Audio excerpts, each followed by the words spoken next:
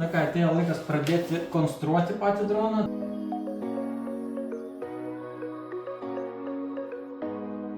Kelias dalis, kaip matėte, suklijavau, veiksmas žinai negreitas, bet paprastas toks.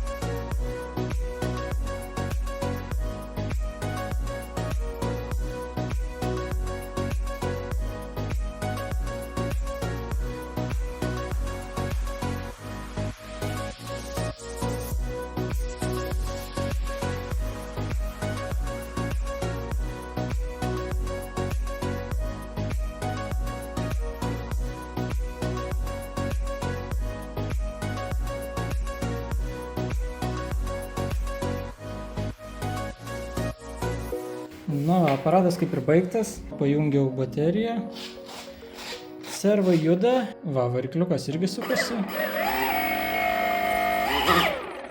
Yra šioks toks trūkčiojimas, nežinau iš kur jisai, bet gal skridimui netrukdys. Nu tai va, čia daugiau mažiau taip išdėliau, nežinau, ar GPS pakankamai toli nuo visos elektronikos, tai ką perkelsim čia, jeigu blogai veiks.